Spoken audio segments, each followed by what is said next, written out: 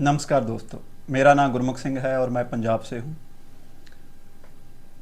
आज हम जो बातचीत करने वाले हैं, एक रोज़गार गारंटी कानून को लेकर हम बातचीत कर रहे हैं कि हमारे देश में एक रोज़गार की गारंटी का कानून बनना चाहिए, जिसके अनुसार हमारे देश के हर युवा को, हर 18 से 58 साल का जो नागरिक है, स्त्री पुरुष है, कोई भी है, उसे उसकी योग्यता के मुताबिक रोज़गार की गारंटी होनी चाहिए।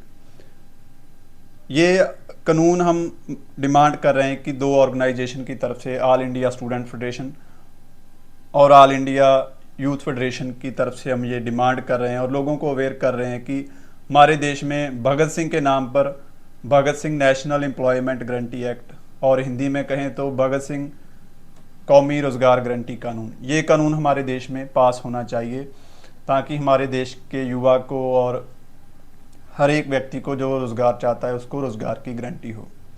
हमारे देश में पहले भी एक कानून है, जैसे हम सुनते हैं नरेगा और MNREGA, Mahatma Gandhi national rural employment guarantee act. ये कानून गांव के लोगों को 100 दिन की रोज़गार की गारंटी करता है और इसमें जो तनख्वाह रहती है 250 के आसपास रहती है।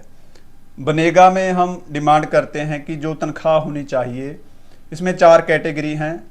जो अनस्किल्ड हैं उनके लिए 30,000, जो आधा काम सीखे हुए हैं उनके लिए 35,000, जो जिनके पास डिग्रियां हैं, पूरा काम सीखे हुए हैं, स्किल्ड हैं, उनके लिए 45,000, और जो हाईली क्वालिफाइड हैं उनके लिए 60,000 कम से कम प्रति महीना तनख्वाह होनी चाहिए। और इसमें एक जो मेन बात है, जो हम कहते हैं कि जो काम दिन का समय है, काम दिहाड़ी का जो समय है, वो 8 घंटे से 6 घंटे कानूनन होना चाहिए, क्योंकि इससे जो है 33% नया रोज़गार पैदा होगा।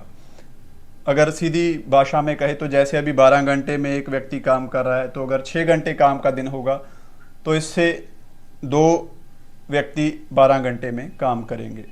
तो ये थोड़ा बात पेचीदा बात है, कॉम्प्लेक्स बात है, तो इसको आने वाली अगली वीडियो में हम डिस्कस करेंगे कि काम दिन का समय क्यों कम होना चाहिए। अगर काम दिन का समय कम होगा तो इससे क्या होगा, कितना रोज़गार बढ़ेगा, हमारे लोगों को कितना फ़ायदा होगा, और बहुत सारी इस पर चीज़ें हैं जो डिस्कस करने वाले हैं। तो एक बात तो ये है कि रोज़गार हर एक व्यक्ति को दिया जा सकता है। कोई इसमें कोई टैलेंट की बात नहीं है कि हमारे लोगों में टैलेंट की कमी है, जहाँ कोई ये नहीं है कि हमारे देश की पॉपुलेशन बहुत ज़्यादा है, जहाँ हमारे देश में पैसा नहीं है। इंडिया भी दुनिया की 5वें नंबर की बड़ी इकॉनमी है और 5 ट्रिलियन की इकॉनमी है, तो बहुत पैसा है। और दूसरी बात यह है कि जब व्यक्ति काम करता है, जब उसके पास रोज़गार होता है, तो वो देश की तरक्की में अपना योगदान पाता है, वो दौलत पैदा करता है, पैसा पैदा करता है। जैसे कि वो प्रोडक्शन के काम में जाता है, कुछ चीज़ें बनाता है, तो उससे क्या है, देश की प्रोडक्शन बढ़ती है, देश में पैसा बढ़ता है, देश और अमीर होता है। तो ये चीज़ें नहीं है कि रोज़गार हर एक को नहीं दिया जा सकता, हर व्यक्ति को रोज़गार दिया जा सकता है और हर व्यक्ति को रोज़गार होना चाहिए। क्योंकि अगर हर एक व्यक्ति के पास रोज़गार होगा तो उसके पास पैसा आएगा तो वो अपनी ज़िंदगी आन और शान से बिता सकता है, क्योंकि पैसे के बिना कोई ज़िंदगी नहीं है, पैसे के बिना आप कुछ नहीं कर सकते। तो प्रत्येक व्यक्ति के पास रोज़गार होना चाहिए। इसलिए हम डिमांड करते हैं कि पूरे देश में भगत सिंह के नाम पर Bhagat Singh national employment guarantee act बनना चाहिए और हमारे देश के प्रत्येक व्यक्ति को रोज़गार की गारंटी होनी चाहिए। अभी हम देख रहे हैं कि हर दिन जो हमारे देश में बेरोज़गारी है वो बढ़ती जा रही है और उसने एक भयंकर रूप ले लिया है। आज के समय में अगर हम बात करें कि हमारे देश की सबसे बड़ी समस्या क्या है, तो हम कह सकते हैं कि हमारे देश की जो सबसे बड़ी समस्या है वो बेरोज़गारी है, जो हर दिन बढ़ती जा रही है। तो बेरोज़गारी हमारे देश की सबसे बड़ी समस्या क्यों है, इसे जानने के लिए हम थोड़ा डाटा देखेंगे कि बेरोज़गारी पर जो डाटा गवर्नमेंट दे रही है वो कितना है।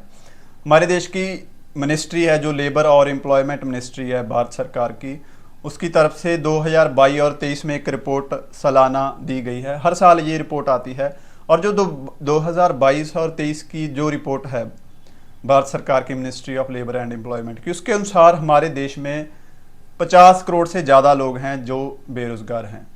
और इस रिपोर्ट के 8वां जो इसका चैप्टर है, इसमें अनऑर्गेनाइज्ड लेबर की बात की गई है। आप गूगल कर सकते हैं इसको। तो इस रिपोर्ट के अनुसार हमारे देश में सिर्फ 9 करोड़ लोगों के पास परमानेंट जॉब है, चाहे वो गवर्नमेंट में है चाहे वो प्राइवेट सेक्टर में है। 9 करोड़ के बाद 38 करोड़ लोगों के पास और रोजगार है। जो ये 38 करोड़ लोग हैं, ये अपना छोटा मोटा काम करके अपना जो है जीवन बसा रहे हैं, अपना गुजारा कर रहे हैं। जैसे कोई रिक्शा चला रहा है, बूट पॉलिश कर रहा है, छोटा किसान है, कोई बीड़ी रोल करने वाले हैं, सब्जी बेचने वाले हैं। तो ये छोटा मोटा काम करने वाले इस 36 करोड़ में आते हैं। तो इसके बाद 47 करोड़ के बाद जो सारी आबादी है वो बेरोजगार है। ये हमारी भारत सरकार की रिपोर्ट है।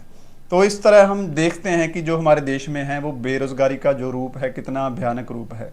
सिर्फ 47 करोड़ लोग काम कर रहे हैं और उसके बाद सारी आबादी बेरोजगार बैठी है। तो वो कैसे अपना जीवन बसा रही है, ये हम सब देखते हैं हर दिन हम इसको महसूस करते हैं। और एक इंटरनेशनल लेबर ऑर्गेनाइजेशन है, यूनाइटेड स्टेट्स की एजेंसी है, एक इसमें 138 देश हैं। इसकी भी एक रिपोर्ट है 2024 की। इसमें इसने बताया है कि हमारे देश का, भारत देश का जो युवा है, 83% युवा वो है जिसके पास नौकरी नहीं है, रोजगार नहीं है, काम नहीं है और वो बेरोजगार है। तो ये हमारे देश की स्थिति है। लेकिन हम सब देखते हैं कि हमारे देश की जो सरकारें हैं वो इस पर बात नहीं कर रही हैं। रोजगार के ऊपर कोई सरकार, अभी चुनाव हैं तो किसी सरकार ने रोजगार की गारंटी का कोई वादा नहीं किया। उनके पास सिर्फ खोखले नारे हैं, बयानबाजी है और दूसरी बातों पर बहुत सारी चर्चा वो करते हैं हर दिन, नफरत के ऊपर, धर्म के ऊपर और चीज़, भारत पाकिस्तान चीन के ऊपर बहुत सारी चर्चा होती है। लेकिन हमारे देश की जो सबसे बड़ी समस्या है रोजगार, बेरोजगारी, उस पर कोई सरकार बातचीत नहीं कर रही है। तो हमें रोजगार के मुद्दे पर बातचीत करनी होगी, इससे डिस्कस करना होगा। और हम आपको यकीन दिलाते हैं कि हर एक व्यक्ति को रोजगार दिया जा सकता है। आने वाली वीडियो में हम आपको बताएंगे कि कैसे हर एक को अच्छी तनख्वाह दी जा सकती है, कैसे हर एक को रोजगार दिया जा सकता है और कहाँ दिया जा सकता है। तो इन सभी चीज़ों को जानने के लिए हमारे साथ जुड़े रहिए और आने वाले समय में हम जरूर इस रोजगार गारंटी कानून की जो डिमांड है इसको पूरे देश में लेकर जाएंगे। आपकी मदद से हमारे साथ जुड़े रहिए। धन्यवाद।